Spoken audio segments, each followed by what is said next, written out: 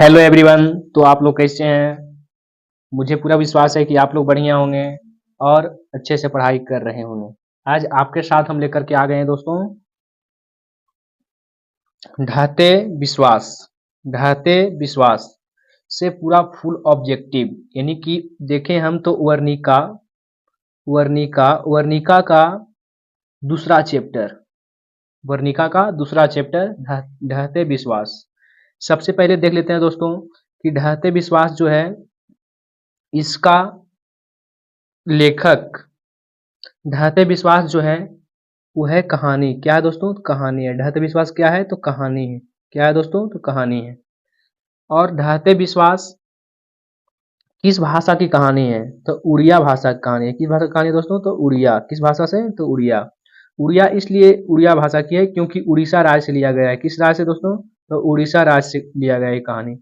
और ढहते विश्वास के लेखक कौन है दोस्तों? तो ढहते विश्वास के लेखक देखें तो सातकोड़ी होता हो जाएगा। क्या हो जाएगा? सातकोड़ी होता। सातकोड़ी होता। सातकोड़ी होता। ढहते विश्वास के लेखक कौन है दोस्तों? तो सातकोड़ी होता। ढहते विश्वास का जन्म कब हुआ? तो उन सॉरी 29 अक्टूबर 1929 को दोस्तों। और ढहते विश्वास में जो लेखक है सातकोड़ी होता, उसका जन्म कहाँ हुआ था? तो मयूरभंज के जिले में। किस जिले में दोस्तों? तो मयूरभंज के जिले में। तो चलिए स्टार्ट करते हैं। अगर आपने अभी तक वर्णिका का कोई चैप्टर नहीं पढ़ा है तो सबसे पहले इस चैनल को सब्सक्राइब कर लें। क्या करें दोस्तों? सब्सक्राइब करें, लाइक करें और दोस्तों के साथ शेयर भी करें। क्या करें दोस्तों? तो शेयर। इतना तो आपको करना होगा, तभी हम एक एनर्जी के साथ आपको साथ क्लास को साझा करेंगे। तो अगर आपने पिछला टॉपिक नहीं देखा है, वर्णिका का पहला चैप्टर जिसका नाम है दही वाली मगम्मा, जो कि कहानी है, उसका लेखक श्रीनिवास है। अगर आपने नहीं देखा है तो इसी चैनल पर वीडियो पड़ा है, तो आप जाके उसको पहले देख लें, उसके बाद इसको देखिएगा। और जो बच्चे अभी तक बुक नहीं पढ़ा है तो अब समय बहुत कम बचा है। तो जो भी हम ऑब्जेक्टिव करवा रहे हैं ये आपका बुक से ही ऑब्जेक्टिव है, यानी कि चैप्टर वाइज ऑब्जेक्टिव। चैप्टर से हम निचोड़ करके लाए हैं, यानी कि चैप्टर से एक एक ऑब्जेक्टिव नहीं लेकर के आए हैं, एक ऑब्जेक्टिव भी नहीं छोड़े हैं। तो इसी से आपको ऑब्जेक्टिव क्वेश्चन पूछे जाएंगे एग्जाम बोर्ड में। तो चलिए स्टार्ट करते हैं। प्रश्न आपके सामने कहता है ढहते विश्वास कहानी का लेखक कौन है? तो अभी हम बता चुके थे दोस्तों कि ढहते विश्वास कहानी का लेखक हो जाएगा सातकोड़ी होता। क्या हो जाएगा दोस्तों? सातकोड़ी होता। क्या हो जाएगा? सातकोड़ी होता। अगला प्रश्न है, सातकोड़ी होता किस भाषा का प्रमुख कथाकार है? तो सातकोड़ी जो है से उड़िया का है। किस भाषा का है दोस्तों? तो उड़िया का। उड़िया इसलिए नाम रखा गया क्योंकि उड़ीसा राज्य की से भाषा अथी कहानी लिखा गया है, यानी कि उड़ीसा राज्य से लिया गया है, इसलिए इसका भाषा क्या है? उड़िया है। क्या है दोस्तों? तो उड़िया। अगला प्रश्न है, प्रश्न कहता है सातकोड़ी होता का जन्म कब हुआ था? सातकोड़ी जो है इसका जन्म कब हुआ था? तो इसका जन्म 29 अक्टूबर 1929 को। कब दोस्तों? तो 29 अक्टूबर 1929 को। अगला प्रश्न की ओर चलते हैं। अगला प्रश्न आपके सामने है, कहता है सातकोड़ी होता का जन्म कहाँ हुआ था? सातकोड़ी जो है दोस्तों, तो सातकोड़ी होता का जन्म कहाँ हुआ था? तो सातकोड़ी होता का जन्म मयूरभंज में दोस्तों। कहाँ? मयूरभंज जिले में उड़ीसा राज्य में, यानी कि मयूरभंज के उड़ीसा में। कहाँ दोस्तों? तो मयूरभंज के उड़ीसा में। अगर पूछा जाए कि सातकोड़ी होता का जन्म कब हुआ था, तो दोस्तों 29 अक्टूबर। कब दोस्तों? तो 29 अक्टूबर 1929 को। कब दोस्तों? तो 29 अक्टूबर 1929 को। अगला क्वेश्चन आपके सामने है, किस लेखक के एक दर्जन से अधिक पुस्तकें प्रकाशित हो चुकी है? किस लेखक के अभी तक सॉरी किस लेखक के एक दर्जन से अधिक पुस्तकें अभी तक प्रकाशित हो चुकी है? तो किस लेखक के दोस्तों? तो सातकोड़ी होता। किस लेखक के दोस्तों? तो सातकोड़ी होता। अभी तक एक दर्जन से अधिक पुस्तकें प्रकाशित हो चुकी है। सातकोड़ी होता। सातकोड़ी होता किस कहानी की लिखा है दोस्तों? तो ढहते विश्वास। ढहते विश्वास के लेखक कौन है? तो सातकोड़ी होता। अभी तक बात किया जाए कि सातकोड़ी जो है वो कितने पुस्तकें प्रकाशित कर चुके हैं, तो एक दर्जन से अधिक। अगला प्रश्न कहता है दोस्तों आपके सामने, ढहते विश्वास कहानी के अनुवादक कौन है? तो ढहते विश्वास कहानी के अनुवादक राजेंद्र प्रसाद है। जो ढाते विश्वास है उड़ीसा से लिया गया था, इसलिए उड़िया भाषा में था। किस भाषा में था दोस्तों? उड़िया भाषा में। इसका अनुवाद किसने किया? तो राजेंद्र प्रसाद ने किया। किसने किया दोस्तों? तो राजेंद्र प्रसाद ने किया। अगला प्रश्न कहता है ढाते विश्वास कहानी के प्रमुख पात्र कौन है? तो ढाते विश्वास कहानी अगर आप पढ़े होंगे तो बहुत दर्दनाक कहानी है दोस्तों। पढ़ने के बाद आपको आंख से आंसू आने लगेंगे।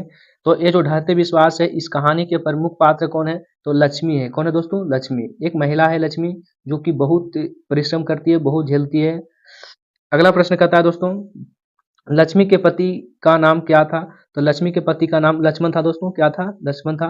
लक्ष्मी के पति नौकरी कहाँ करता था? तो कोलकाता में दोस्तों। कहाँ दोस्तों? तो कोलकाता में। कहाँ पर? कोलकाता में। अगला प्रश्न आपके सामने 35 नंबर प्रश्न कहता है लक्ष्मण कहाँ काम करता था? तो लक्ष्मण जो है लक्ष्मण लक्ष्मण जो है श्री लक्ष्मी का पति है। कहाँ काम करता था दोस्तों? तो कोलकाता में। कहाँ पर दोस्तों? तो कोलकाता में।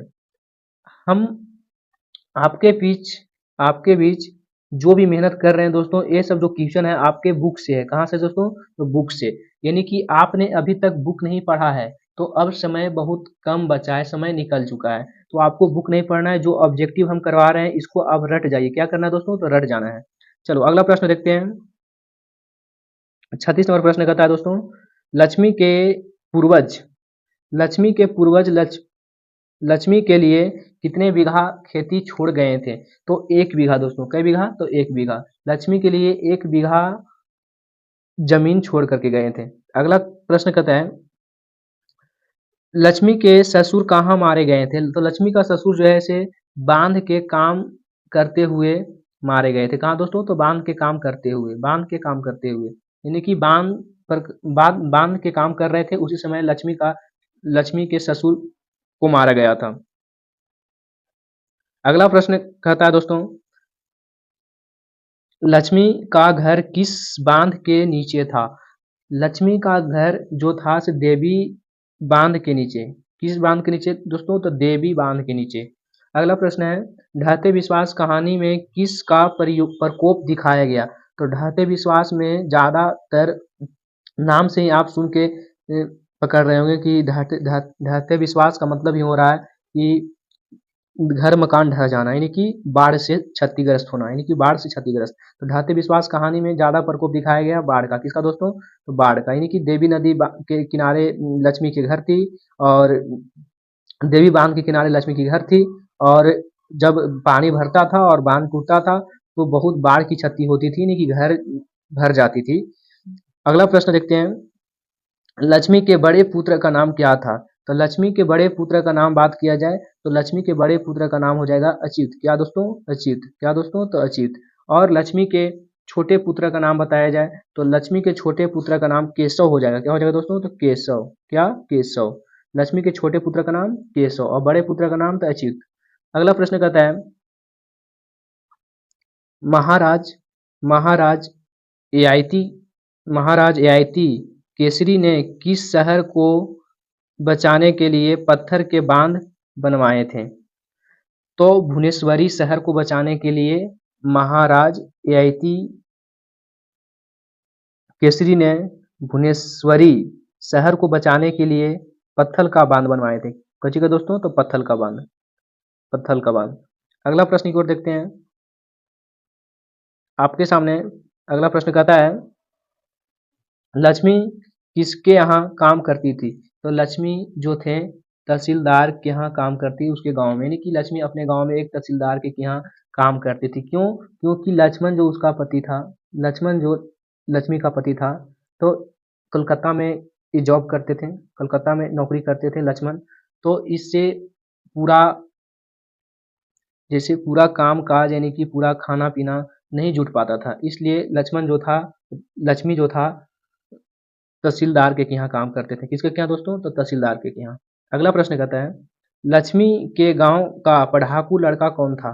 तो लक्ष्मी के गांव का पढ़ाकू लड़का गुना निधि था। कौन सा दोस्तों? तो गुना निधि। कौन था? गुना निधि। अगला प्रश्न है कहता है बाढ़ आने की खबर सबसे पहले किसे बतानी थी? तो बाढ़ आने की सबसे पहले खबर बतानी थी दोस्तों तो सरपंच साहब का। सरपंच साहब का सबसे पहले खबर देना पड़ता था।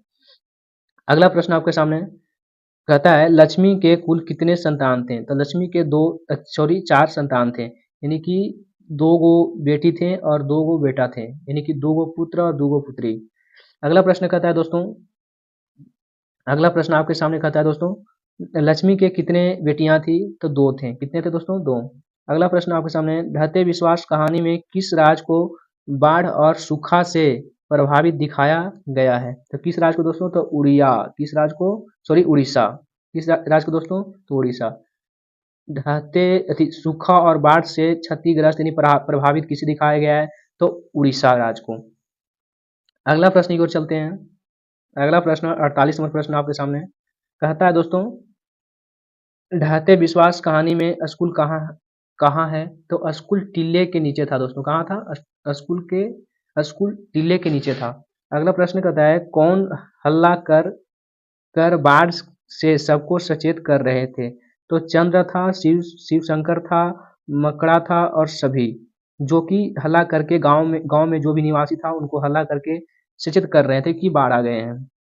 अगला प्रश्न कहता है दोस्तों, अगला प्रश्न आपके सामने कहता है दोस्तों, स्वेच्छासेवक दल का गठन किसने किया था? तो गुण निधि ने किया था, पढ़ाकू लड़का था। तो सेवक दल की गठन किसने किया था? तो गुण निधि ने किया था। अगला प्रश्न कहता है दोस्तों, लक्ष्मी किस कहानी की केंद्रीय पात्र है? तो लक्ष्मी जो है आपका ढहते विश्वास कहानी की एक केंद्रीय पात्र है। ढहते विश्वास किस कहानी दोस्तों? तो ढहते विश्वास कहानी की केंद्रीय पात्र है कौन? तो लक्ष्मी दोस्तों। कौन दोस्तों? तो लक्ष्मी। अगला प्रश्न आपके सामने, बाढ़ की समस्या किस कहानी में है? तो बाढ़ की समस्या ढहते विश्वास में है दोस्तों। किस कहानी में दोस्तों? ढहते विश्वास में है। ये कहानी किस भाषा में दोस्तों? तो उड़िया भाषा में। आप लोग ये सब बातें याद रखेंगे तभी आपको जाकर के ऑब्जेक्टिव 100 में 50 कवर कर पाएंगे। 100 में 50 कवर कर पाएंगे दोस्तों। अगला प्रश्न देखते हैं, ढहते विश्वास किस भाषा से अनुदित है?